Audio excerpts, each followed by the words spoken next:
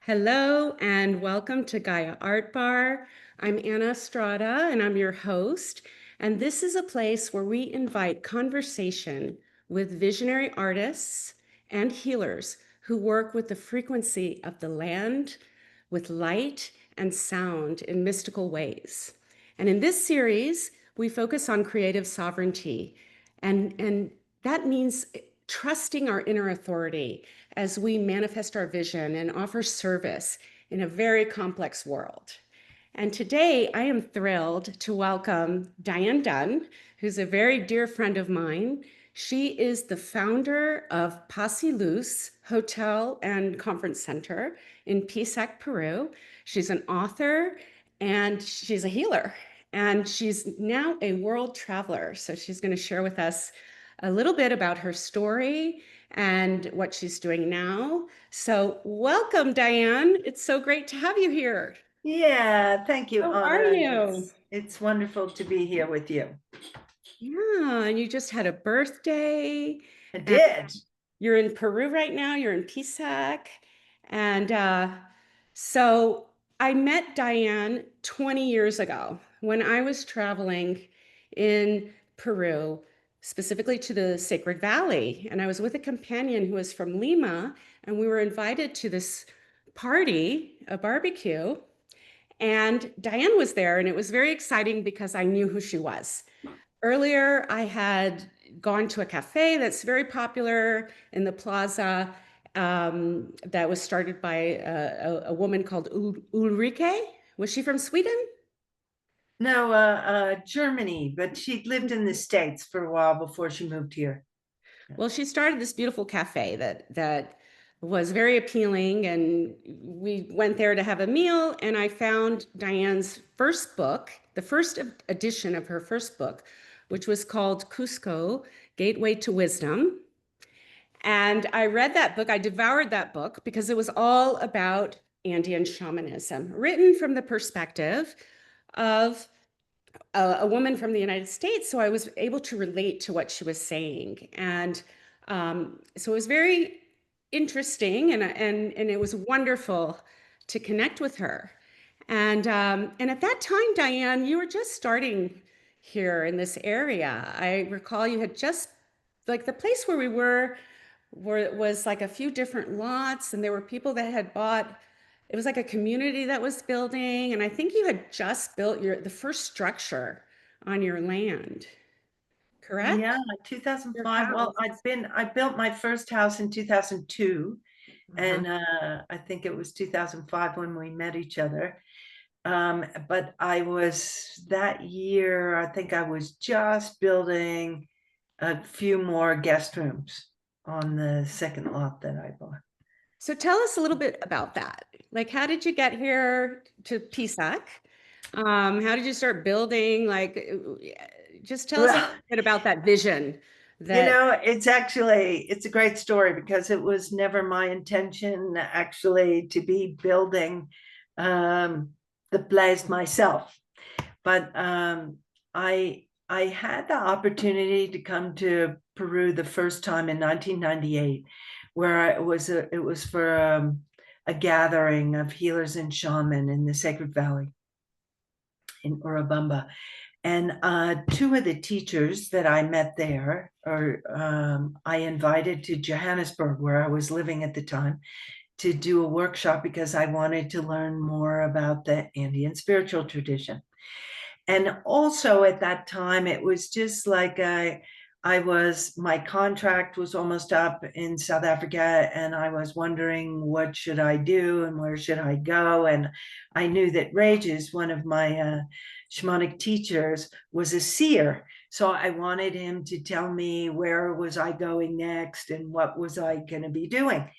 And he's like, no, just wait, just wait. And we had an amazing workshop and then an initiation into the Andean spiritual tradition. And I'd almost forgotten about my question because it was so powerful and moving what we had been doing together those days. And then on the last day before he was flying back to Peru, he shared with me a vision that he had of a spiritual center in the Sacred Valley of Cusco, where people from all over the world and all different religions and faith traditions would gather together. And my whole body was like, this is it. And I had a very profound experience the first time that I was here in Peru. So it wasn't totally foreign for me to say, yes, okay, I know I'm part of that vision. I'm moving there to help create it.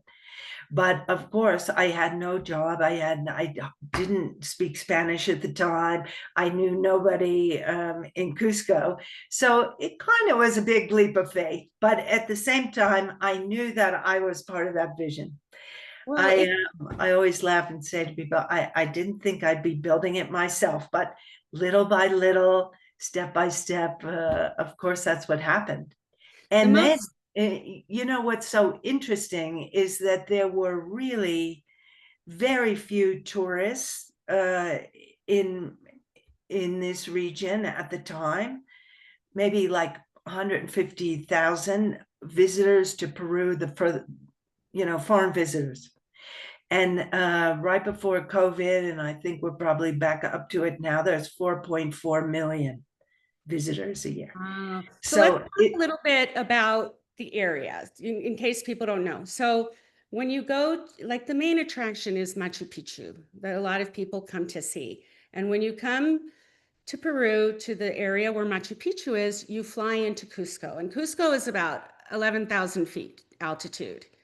And so usually it's recommended then to drive down into the Sacred Valley, which is the area that's in between Cusco and Machu Picchu. So everybody who is on their way to that, wonder of the world that is attracts so many people, that calls so many people to experience it, passes through where Diane is, which is Pisac.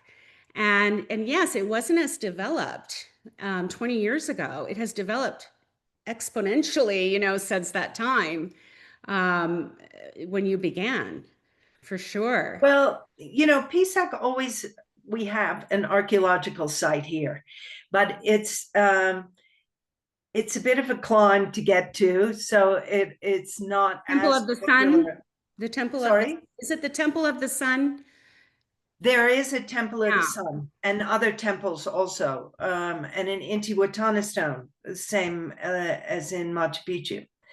But I think that the Pisac site is much older than Machu Picchu, which was still in the process of being developed when the Spanish came in the 15th century. Right. Yeah. And there's many Um, sacred sites in this region, that Quite a number of sacred theological sites. sites and Yeah. temples. And I remember there's this one beautiful place that was an agricultural center, Morai. And we could actually go into, there were circles with these. Completely perfectly round circled Oh, terraces. You and can't go down terraces. there. You can't go down into them anymore, but Exactly. But when I was there, when I lived there, I was there about 2 or 3 years, studying and exploring. We were able to climb right in and spend time there at the center. And there were different terraces where they would do different agricultural rituals and the way I understood it is that the different terraces represented different altitudes as well, and different environments for different plants to grow. Is that yeah, they say it was like a biosphere, like each level, and that they grew different things on. But, like all the sites, including Machu Picchu and our site here and in Pisac, there's many inexplicable um, different things. They theories? don't really know when it was built uh, or the All reasons. very Certainly, mysterious. they were sacred sites Yeah, there's a lot and of remain. mystery. Yeah, And remain sacred site. But and people would visit in Pisac, but there weren't people staying here, and there weren't. I mean, when I first moved here, there was only Ulrika and I were the only foreigners that lived in this town, and now there are many. I mean, the whole vision, Regis's vision of the spiritual center, really has come to pass because there's people from all around the world that come here and live here now. Today I just did a healing session with someone from China who's staying here. Well, we do really have people from all over, but at the time that he shared the vision, it was a pretty far out vision because the thing it really is wasn't that like that. for around that time, the thing is that the timing was so divinely inspired because there was a surge of interest in shamanism and in earth spirituality and in earth mother, and so people were like, the collective was really awakening to experiencing the earth as a living, breathing entity, a divine presence that we communicate with, that nurtures us. And so the indigenous spirituality has so much to offer in that area. And there was just a surge of interest, like many people exploring and coming here. And, right when your book came out. So you self-published the first edition? Was it? Well, I had That I happened. had gotten, even the first time that I was here in Peru, I had a coca leaf reading from a Karo shaman of a very amazing Kurako Koyak, and he's one of the things he said to me was, that you'll live here, that you'll learn the tradition, and you'll write a book. And I was like, wow, really? Okay. So I started writing it, and I was writing it with my dear friend Wendy, and we tried to, well, we contacted a number of publishers, and it was that they all were very positive about the book, but and then it was like that. So we printed some copies because my teachers and we were still organizing workshops, and so we were selling them during the workshop, and that's how my neighbor Joyce found a copy, same place you did at Ulrika's Cafe, and she asked me if she could translate it into Spanish because she wanted her Peruvian friends to know more about their own traditions and culture. So I said, yep, sure. And while she was translating, her daughter came from Lima with a friend who was an editor for Planeta Publishing. And they were looking for new titles, Peruvian titles. And well, to make a long story short, they published it, and it got published in 2006. And initially, I mean, Planeta publishes only Spanish language books, but because of the nature of the book, and also a lot of bookstores in Cusco sell more books in English than they do in Spanish because of the tourists, they eventually agreed to publish it also in English. So it was like the beginning, well, the beginning of many things. It was also the first year that I got a website for Paz y Luz, and we had built new guest rooms at that time, and we built the temple, where we've held many sacred ceremonies and workshops. So Yeah, it was a there's magical year. Paz y Luz has been a favorite of many spiritual leaders and teachers all over the world. You've hosted many retreats for many different groups. And so that's really beautiful. It just has such a welcoming and beautiful environment because you see the mountains all around, there's the river there. It's just such a beautiful land that you have that you've cultivated, grounding this energy of learning and nurturing and connection that many people are Mm. seeking. So it's just been an amazing offering for the world. It's astounding. And I wanted to comment that always these types of visions, they seem to just be really out there usually for the visionary. It's kind of like, what? Really? And it always takes a leap of faith, um, trusting that inner guidance, the inner authority, like really trusting that and following that.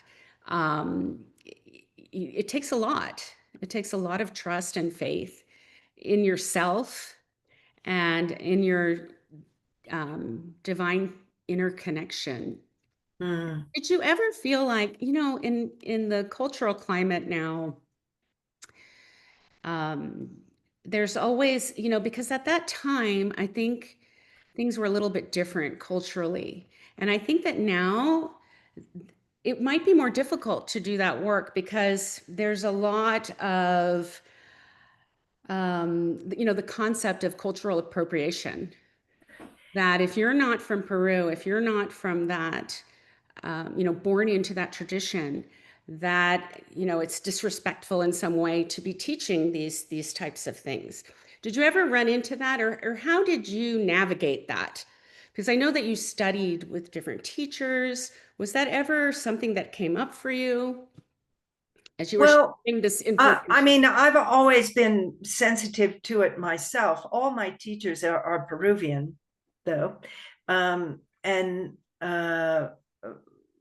Regis and Sergio more, from professional side, and they learn the traditions from indigenous healers, and then were able to teach it in a way that was more accessible to people who weren't from this culture.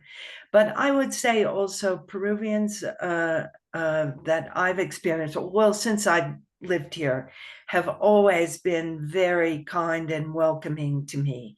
And the high mountain shaman from the Queros and other communities are um, very open and desirous of sharing their tradition with anyone who is interested.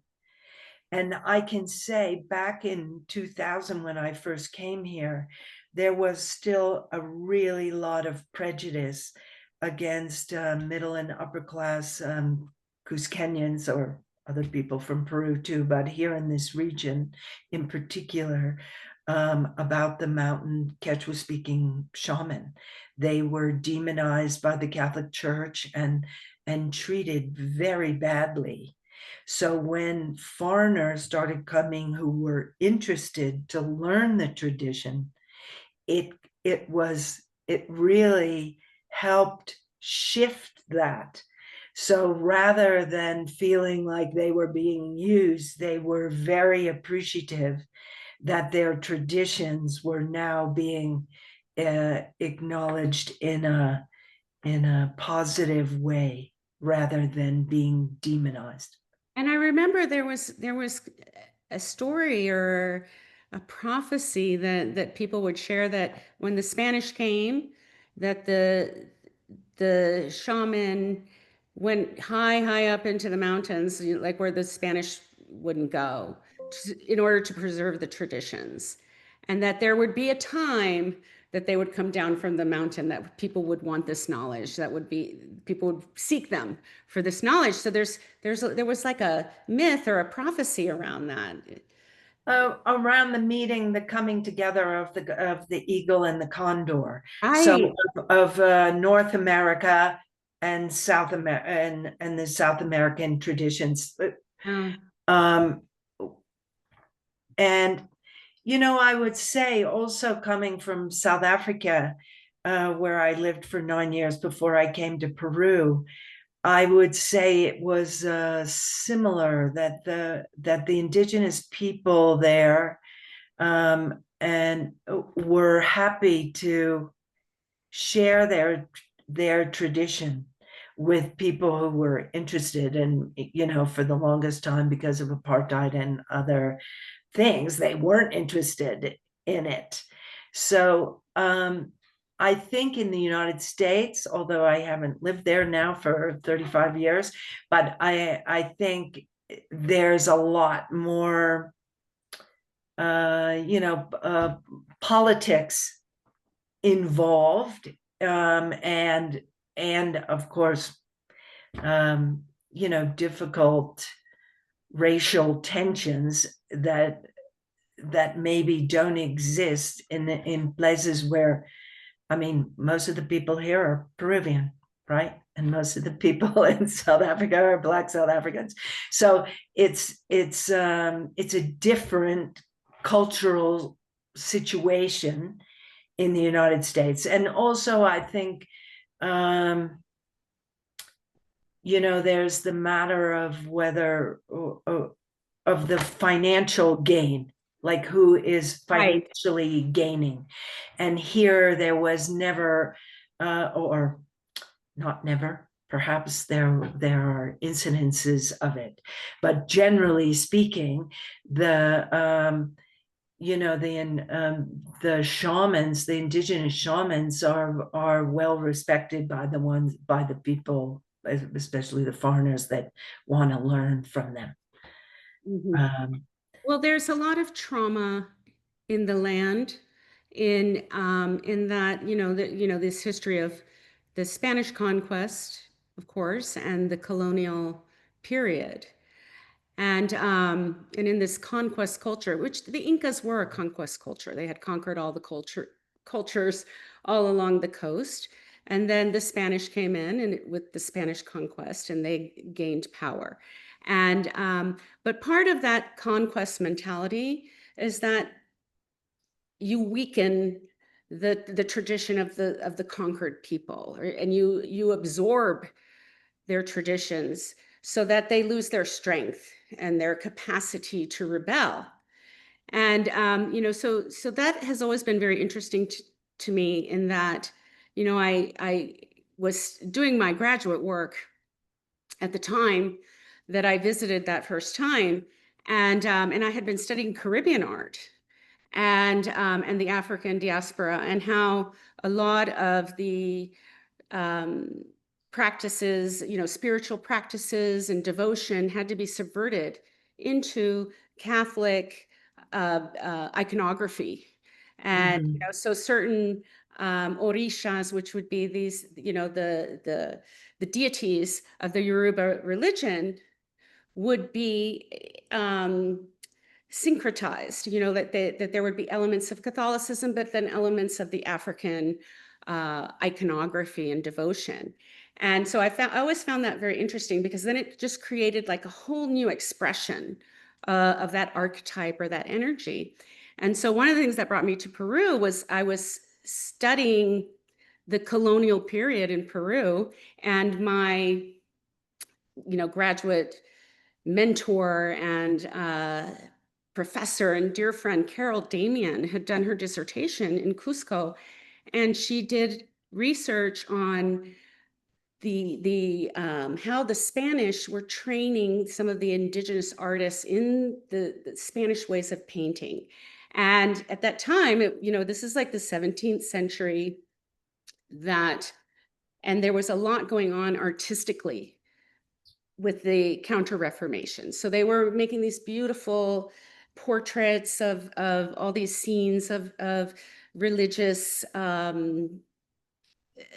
imagery, of like the Virgin Mary, the Assumption, and so they were teaching the indigenous artists, which by then they were, again, part of the conquest culture is that they would marry into, the Spanish would marry Inca nobility and have children, and so those children would be half Inca and half Spanish, and that there was a strategy around it, because then that individual would have a Spanish father. They would be loyal to Spain. So a lot of these artists were mestizo. It was like a new class that birthed through the merging of these two cultures. So they were teaching these artists different techniques of Spanish painting. And so what occurred is that all the paintings that were of the Virgin Mary took on characteristics and iconography that had to do with Pachamama. And so Carol Damien's dissertation was about that the Virgin Mary was actually a disguise for to openly have devotion to and this relationship with the Earth Mother Pachamama. So it became a very unique expression of the divine feminine that these artists were portraying, and that culminated in her book called The Virgin of the Andes. And so that was a huge influence on me, and I felt such a heart connection with Pachamama and wanting to relate to Pachamama and have that connection.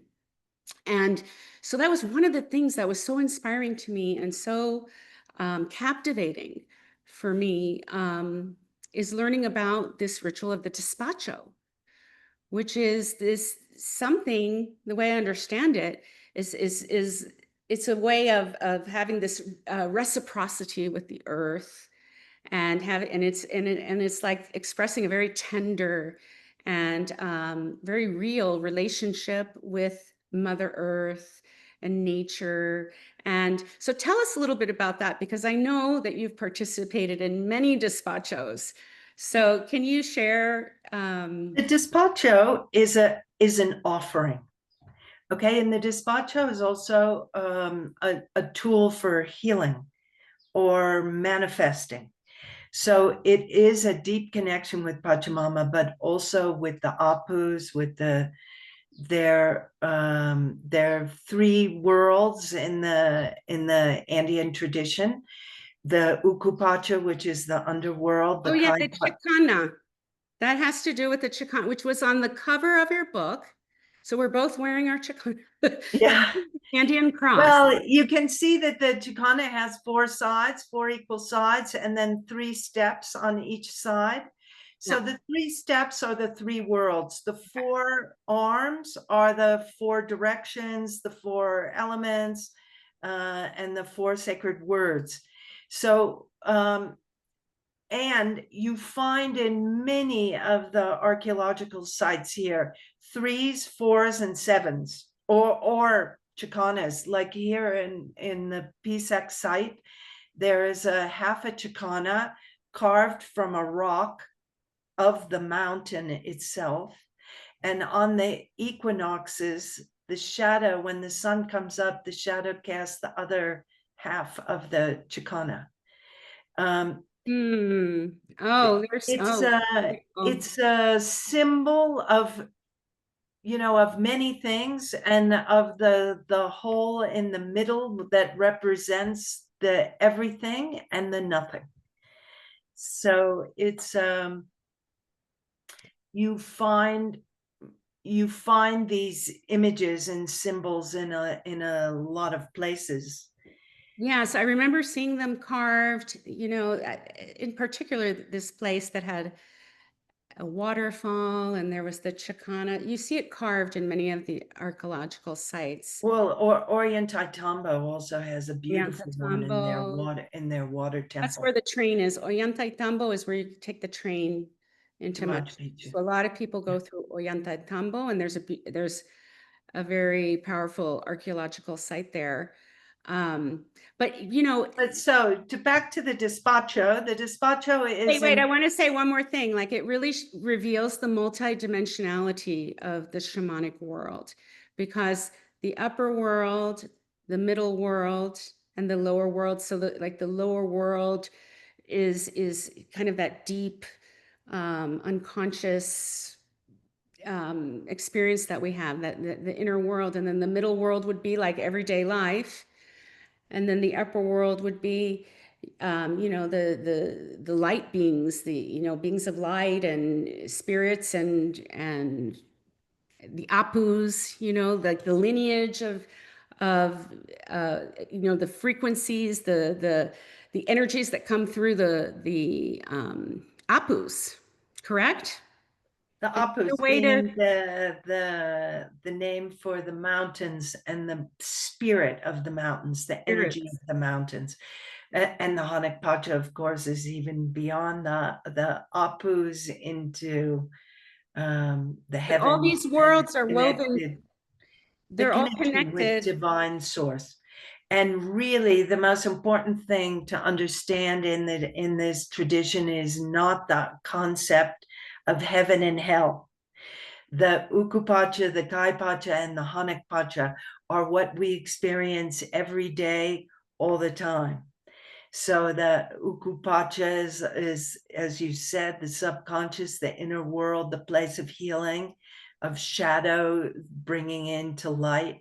The Kaipacha, the material world, and the Hanukpacha, our ability to expand our consciousness and connect beyond So the these worlds seed. are happening simultaneously, and we have access to these worlds at all times. So there are different dimensions that we can travel through at Yeah. any moment, really. That we have access to this multi, and so it's an expression of multidimensionality. Like you said, it's not something that happens after we die or and that kind of thing, you know, like we're experiencing this in our everyday life, these Yeah. different dimensions, and we can choose, you know, where we're journeying. And so that's you know, different than what a lot of people from Europe or the United States or people that were raised in a Christian Well, religion. right. It moves Yeah, beyond very what different. any organized religion, because it's not a religion. It's a tradition and it's a practice. And the Mm. despacho itself navigates all three levels and all the elements, not just Pachamama. So there's a lot of seeds and candies and other things that are Tell us given what to it is, Pachamama. because you create like a package that's Um, it's it traditionally you would do it on the ground okay. outside. You lay down a piece of paper and you begin with prayers and you put quintus of coca, 3 coca leaves. So coca leaves and flowers are at the base because they're sacred to that it's a sacred plant for the Andean tradition, the coca leaves. And then in addition to coca and flowers, you put seeds of all the elements that represent the connection with Pachamama. So say you put like garbanzo beans in, they're white in color, and so they're connected to the heavens, to the snow-capped mountains. There's peanuts that you put in that have red skins on them and white inside. So the red is for Pachamama, the white is a connection with the apus, or the clouds, the mountains, the snow. And everything is in balance of the masculine and feminine, balance of the earth and sky, the day and the night. And it's a beautiful prayer ceremony that you make. And when it's and each person that's there for the despacho also puts in their own prayers by blowing their prayers into the coca leaves, and they're put also in the despacho. And then the paper is folded up like a little package present, and most of the time it's burned, so that all the prayers and offerings are brought through the fire into the heavens and received in the Hanukpacha. Wow. So it's for many different occasions. But to bless, we always would make a despacho when we would begin a workshop or a project, to bless that project. You also do celebrations, say birthdays or the birth of a child, or you could make a despacho, which is a slightly different kind of despacho. Also, if someone is not well, you can make a despacho for their healing. So it's really, it's an offering. Despachar in Spanish means to dispatch, to send. And when you burn the despacho, all those prayers and messages are sent. Mm-hmm. And if I recall, like if there was going to be a construction, or if like a new field was being Exactly. prepared for the the harvest, that you would always acknowledge Pachamama through this ritual. And I thought that was very beautiful, a beautiful way. Again, cultivating that reciprocity, that we're not Yeah. just to consume, that we're also here to give. And so I love that. And so was this tradition, has it been practiced through the centuries, or did it, like, did these traditions, were they subverted or secret for a time, or like, do you know if they I something think that was continuous? like what you were talking about in terms of the art was more the urban class people, but there have also been, and only until truly very recently, were there roads or access to communities, high altitude Right. communities. And even when I first moved here 25 years ago, there people that lived up in the mountains rarely, if ever, came down. So Right. and the church did Catholicize, worked hard to Catholicize many of the communities, but there were still, because of their lack of access, and there were no churches up there, no priests up there. They would maybe get visited occasionally, but their traditions of how they lived survived the colonialization, because they were remote. And Right. but even say in this town, when I first moved here, as I said, there was not really foreigners living here, and not really even tourists staying here. They would come through the town, they would come to our market, they would come to the archaeological site, but then they would sleep in Cusco or sleep further down the valley or in Machu Picchu. And so the traditions, those kind of traditions of offering coca leaves to the land, to the before you planted, before you built something. This was traditions that people followed. And of course, the church was mocking of those things and calling it superstitious and whatnot.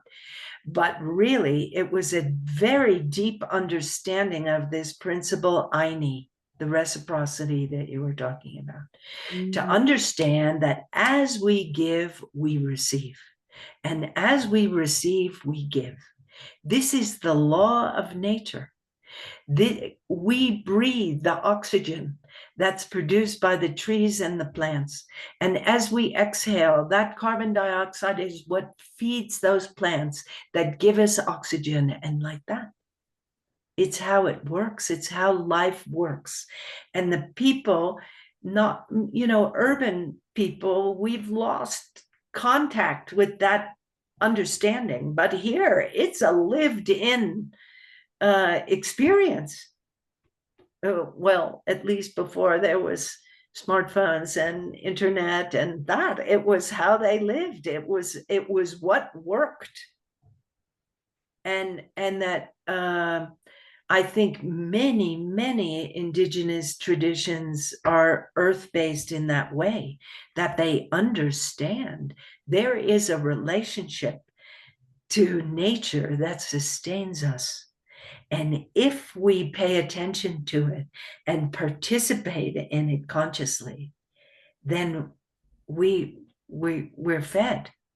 It's And how there, we survive. yeah, it brings a lot of balance, and it kind of satiates that hunger to have, like when you take time to bless something that you're receiving from the earth, and treat that uh, a plant or an animal with respect as a sacred being, that is nourishing you, and blessing that as you receive it.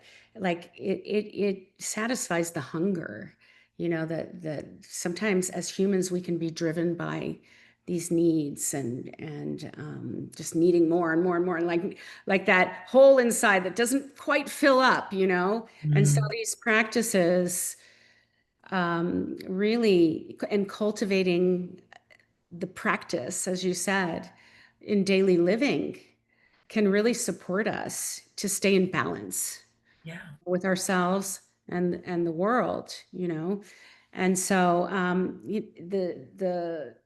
these practices are just so powerful. And so one of the things I want, that I know you've worked with a lot, and that, we have worked together, because, we met again on this amazing trip that we went to in Egypt, a few years later, after I had left Peru. And and part of that journey was visiting these different sacred sites, and having experiences with these different places. And, and again, there's that reciprocity of, you know, being in the presence of this divine place, a place where so many people have traveled to offer prayers, to be in devotion, to learn, to receive, and so, like, that energy builds up in a way in that place. So when you go to a place like that many people have prayed there, and many people have made offerings there, like, you feel that energy. Mm, And so, like, you're receiving and like an energy, and then you're also, just by being present, just by answering the call to be there and be present there, you're offering to that place.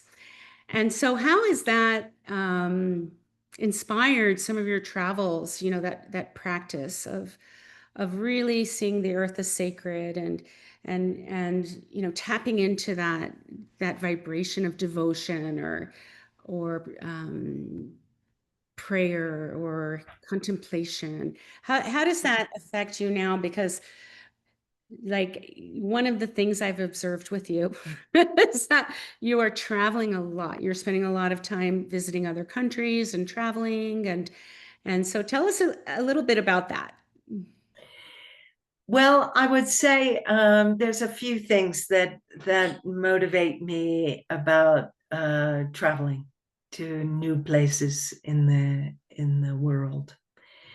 Um, One of the things for me about the Andean spiritual tradition that resonated deeply with me, besides this connection with nature, was the ability to expand our consciousness through these connections with nature, with the elements, and with sacred sites that you were describing.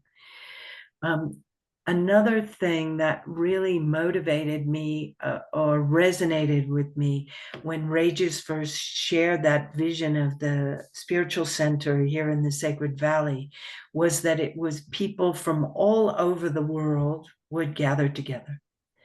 And many of the retreats and gatherings that we've held here have had people from around the world. And when I travel to other places around the world, it's a way of experience of sharing cross-cultural experiences, and that we recognize and honor the differences between us and our cultures, but also recognize the heart connection of human beings for one another. Mm. And so sometimes I go to sacred sites, and sometimes I go to places because there's a gathering there that that connects me with people from different places around the world. And in all those incidences, it helps me to expand my consciousness, to expand my awareness of how we can learn as human beings are that we're the same, or that we are connected or united with each other, and not in battle for control and domination, which is,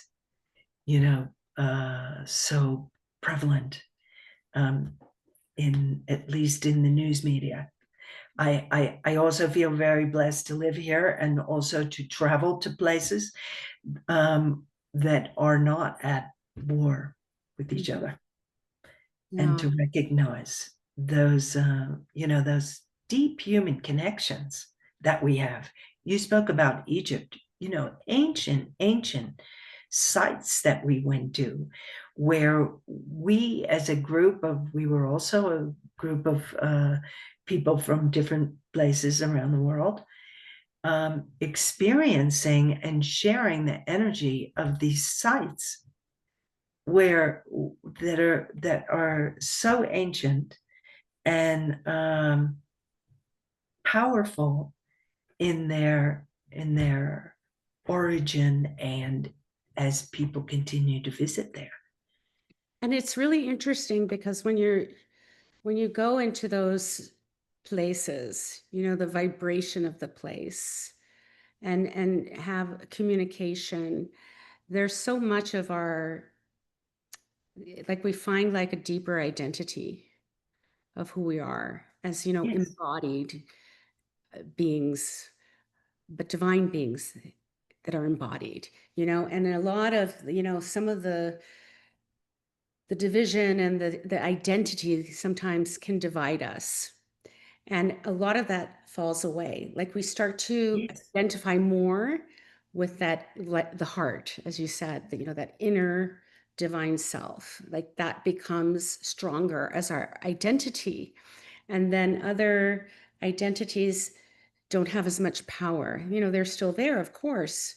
And we love them, and we struggle with them, but we don't identify with them as much.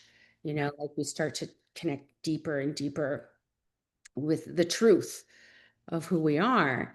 And one of these practices that I've learned with you, that you invited me to more recently, because this is like our journey, Diane. We've had many different seasons in the journey, and so the most recent was our amazing trip last year, where we participated in the Biodanza uh, vivencia, where we were living with a group of people. And again, it's people that we had never met before from different parts of the world, and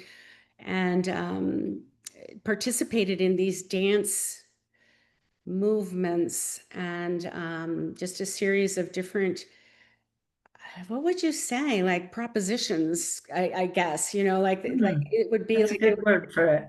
they'd propose like a feeling, like, I just climbed this mountain, and I feel like, and then they would put music that would actually make you feel like that. And then you would move in that way and there were also different um, propositions to connect with others in the group and kind of work with a partner or work with in little groups and move around. And that's where I really felt it, because, this connection, this heart connection, because we didn't really, know some of the participants personally, but in those experiences, all of that would fall away and there would just be such a deep heart connection. So it was, and it was several days of doing these different sessions of these different dances. And so tell us about Biodanza, this Well, wonderful I practice. first learned Biodanza in South Africa, my last year in South Africa. But it was started by a Chilean psychiatrist who was working with mental patients and saw how they responded even without speaking, how they responded to music and movement when invited. And over the years, he developed what became the original Biodanza school, training teachers, and he did a really lot of research on what makes human beings, what do human beings need to be happy. And Mm. the five things are a connection with yourself and your feelings, connection with another or others, connection to your own creativity, expression of your own creativity, your sensual, sexual self, and transcendence. This understanding that you belong to something bigger than yourself. And so all of the movements in Biodanza are one or more of these five lines, they call them. And the music is also, of course, very carefully selected to evoke. The main thing of Biodanza is to feel what you're feeling and express it on your face and through your movement and through your body. There's no choreography in Biodanza, but you move freely with these invitation or instruction that you get. And you're either dancing, sometimes your eyes are open, sometimes your eyes are closed, sometimes you're standing still, sometimes you're moving in a very big space. You're connecting sometimes you're working with a partner, sometimes 3 people, sometimes 5 people. We were lucky to have over 40 people that we were dancing with last year. This year, I went to a Biodanza festival in Berlin that had 120 people. And it's so powerful. And I think the one thing about Biodanza that I love the most is that you don't speak. So we spoke with each other at the retreat when we would have meals together. So we, in a way, got to know people, at least where they were from or a few things about them. But when you're doing the Biodanza, you're not speaking. So you're having these profound, deep connections with each other by looking into each other's eyes, by touching each other's hands, without knowing what language they speak, what country they're from, what their political affiliation is. Nothing that divides us. Only this experience of having a very deep connection with each other. And sometimes, as you remember, there's people screaming, there's people crying, or singing, but not to speak.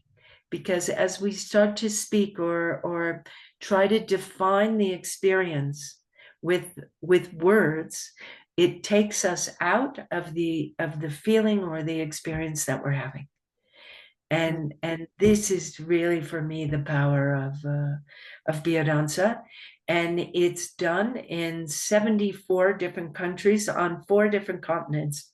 There's Biodanza schools and Biodanza teachers gathering people together to share this kind of heart expanding experience. And for me, it's like a very practical way of bringing world peace, because it helps us recognize our connection with each other. Yeah, and and that's really the nature of visionary art, multidimensionality, is that you're moving beyond these divisions of religion, race, all of these things that in our culture, at least in the United States, the collective feels is so important. And a lot of these, and it is important to understand those things and get to know yourself in that way. But this type of visionary art work helps us move beyond that into another frequency where that doesn't even exist. Yes. Yes. Just this connection. And it really melts away a lot of the masks or the armor that we build in the way that we communicate with others. Like I know in the United States, you kind of like you become very intuitive, when you enter a group or, you're kind of intuiting, like, where does this person stand? Can I talk about this? Are they gonna, get triggered by my energy or something I say? Like it's very volatile now in our culture. And so I think, like you're saying, that the biodanza, if we're able to have that experience and cultivate it in our daily life, again, as a practice, that heart connection that's beyond words, that's beyond culture, that's beyond ideology. Yes. Yes. Then it's going to bring peace. It will bring peace. And I think that I was just talking with someone about this the other day, because again, there's a lot going on in the United States. There's been some things going on that have been very divisive and tragic. And we were talking about, like, the only thing we can do is do our best to cultivate understanding of different perspectives, to allow different perspectives, to honor different perspectives, and do our best to understand, do our best to stay out of polarization. Yeah. It's like the only thing that we can really do to contribute, like not contribute to the energy of division, but contribute to the energy of that Unity. heart of the heart, Yeah. So it's a very amazing practice. And I remember, it was really healing for me as well, because I had been experiencing a lot of, my son was diagnosed with autism, and that condition sometimes makes it difficult to engage in a consistent way or to deepen in the way that you would with a neurotypical child. There's different ways of connecting that are more effective. And of course I've been learning this through the years, but sometimes it can be lonely, because I feel like I'm not able to connect deeply with him at times. And when I had these experiences and I started feeling that deep connection, I was able to, like, it just brought up so much emotion in me. And it was a very beautiful release and healing, and then an acceptance, like letting go of the way things should be, and really accepting and embracing the way it is. Yes. And then just that alone melts a wall, in communication. Yeah. Mm. Great. So you were Thank you, just Anna. at a biodanza recently, right? What was your latest Biodanza? Oh, you said you were at a conference? It was a festival, a weekend Oh, festival, a 3-day festival in Berlin with 120 participants, 8 facilitators. It was very beautiful and healing. I have an article that I wrote after a festival that I went to, Biodanza festival near Prague in Czech Republic, that describes some of the specific experiences that I had that were very healing and profound for me. It's on my website under articles, just called well, we'll put Biodanza. a link If of you want to that. read it, yeah. We'll put a link of that in the description when I post this on the YouTube channel. Okay. And you know, you guys can explore that if anybody that's more interested in maybe participating in one of these Biodanza retreats. And it is amazing that it's all over the world. And again, like when there's a group of people that are cultivating this frequency of oneness, of heart, of deep connection, like that energy builds up, right? Yeah. And then Yeah. it grounds Yes, and into the it place. affects the vibration in the, on the planet.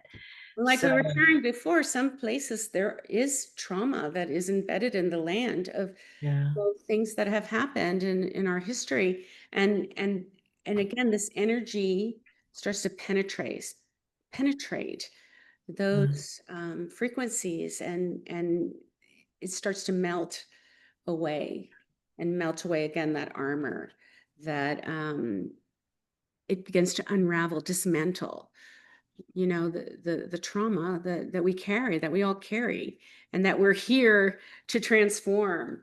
So again, it's just a beautiful practice, and I really enjoyed doing that. So what's next, we'll Diane? do another one. We'll do another one.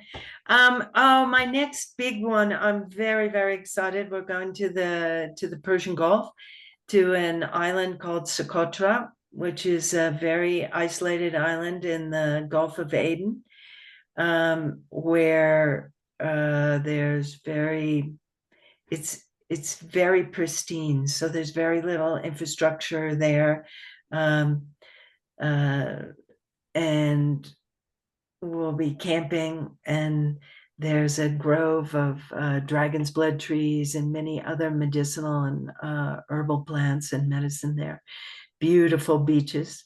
So I'm excited for that. And after we do that, we're going to go to Ethiopia, where, especially in the north, there are many, many beautiful sacred sites, ancient sites there, and indigenous cultures in the south, where we'll be visiting of communities that live in their traditional ways still.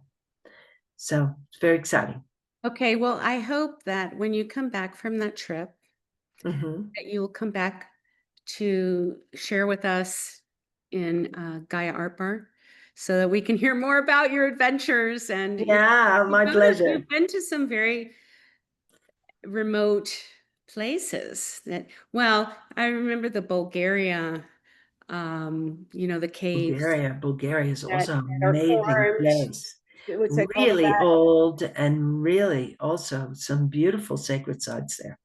And the openings of the caves Oh yes, that have vagina cave. vaginal Oh, forms, and it's yeah, like entering into amazing. the uterus of the earth, and a lot, like really powerful sacred place. Like you had to climb to get there, and so you've been to some amazing places. So I hope that you'll return, Hi Harper, and share Yeah, with us more about your my adventure. pleasure, Anna. And I hope you and I will be doing another trip together sometime soon. Yes, we will for sure. Yeah, our journey together has not ended, Diane, I'm sure. And we'll be on another adventure very soon. Thank you so much You're for very welcome, Mona. sharing It's my your pleasure. heart and all your wisdom with us. And so have a you for having me. wonderful journey, and we'll see you again here Okay. at Gaia Art Bar. Thank Yeah. you. Ciao, Anna. Thank you.